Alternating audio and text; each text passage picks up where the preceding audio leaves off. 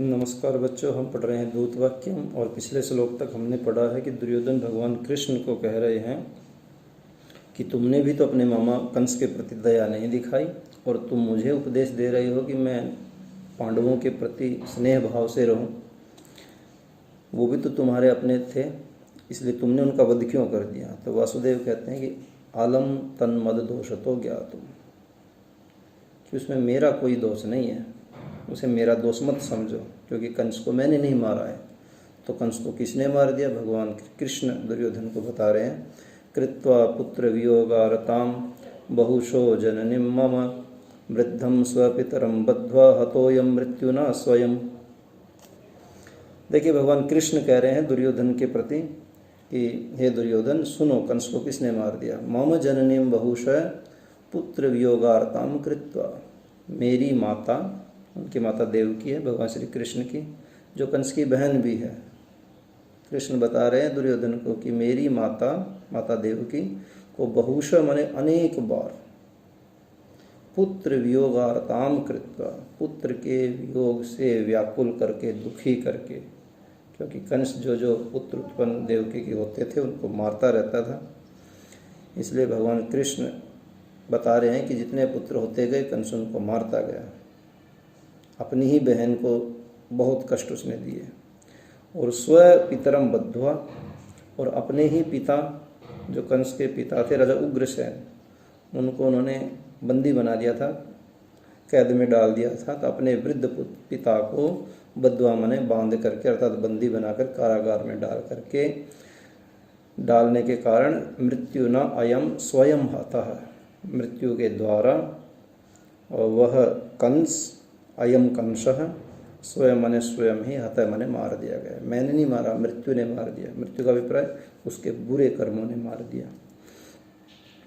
भाव में जब लिखोगे, विशेष में लिखोगे, तो कवि यहाँ एक संदेश भी देना चाह रहा है, क्योंकि कवि का कार्य है कि सामाजिक चेतना भी लाए। इसलिए कवि यहाँ अपने काव्य के माध्यम से एक संदेश भी देता है कि जो अपने ही सगे संबंधियों से को पीड़ा देता है, अपनी बहन को पीड़ा देता है, माता पिता को पीड़ा देता है, वो समय से पहले ही हतः, समय की मृत्यु के द्वारा वो स्वयं ही मार दिया जाता है, अर्थात उसके बुरे कर्म ही उसको ले डूबते हैं। और 8 अक्षर है तो अनुष्टुप छंद होगा। और तय प्रत्यय की क्रिया, ये अनुवाद आपको क्लास में भी सिखाया था। कर्ता में तृतीया व्यक्ति, कर्म में प्रथमा, और क्रिया तय प्रत्यय की। मृत्यु ना तृतीय होगी, अयम हतः, अयम कंसः हतः, प्रथमा होगी दोनों में। इस प्रकार से अनुष्टुप छंद है, 8 अक्षर का छंद है। इसके आगे चलिए। दुर्योधन कहता है, सर्वथा वंचितः त्वया कंसः, तुमने कंस के साथ छल किया और इसको आप अपना शौर्य बता रहे हो। अरे तुम्हारा शौर्य उस समय कहाँ गया था? दुर्योधन बता रहे, भगवान कृष्ण को आक्षेप कर रहा है, कटाक्ष कर रहा है कि जामात्रिनाश व्यसना वितप्ते रोषा विभूते मगधेश्वरथ पलायमानस्य भयातुरस्य शौर्यं तदेतत् क्व गतं तवासीत्। देखिए, मगधेश्वरे, ध्यान से देखोगे, सब में सप्तमी व्यक्ति है, सारे विशेषण है मगधेश्वरे के। मगध का ईश्वर कौन है? मगध ईश्वर माने राजा। मगध का राजा कौन है? मगध का राजा जरासंध है। और महाराज जरासंध की 2 पुत्रियां महाराज कंस के साथ उनका विवाह हुआ था, इसलिए महाराज जरासंध के कंस कौन हुए? जामात्री। जामात्री का मतलब जमाई। जमाई के नाश माने मृत्यु, अपने जमाई की मृत्यु के व्यसन माने दुख, उससे अधितप्त माने पीड़ित, मगधेश्वर के हो जाने पर, अधिकरण में पर, जरासंध के अपने ही जमाई की मृत्यु के कारण दुखी हो जाने पर, और रोषा विभूत एक विशेषण हो रहा है मगधेश्वरे का। रोष माने गुस्सा, गुस्से से अभिभूत हो जाने पर, व्याकुल हो जाने, जिसको बहुत गुस्सा आया तो उसने मथुरा पर चढ़ाई कर दी। फलस्वरूप क्या हुआ? भगवान कृष्ण मथुरा छोड़ करके उन्होंने द्वारिका नगरी का निर्माण किया था। पलायमानस्य भयातुरस्य, भय से आतुर, भय से व्याकुल हुए, पलाय माने भागते हुए, तव माने तुम्हारा।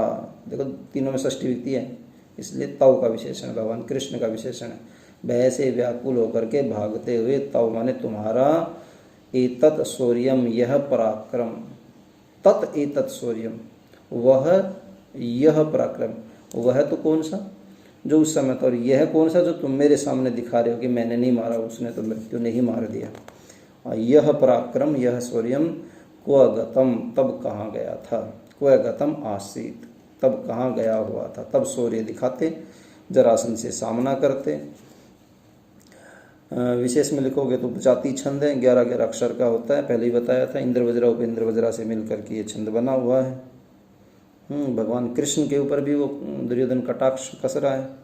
आगे बढ़ते हैं।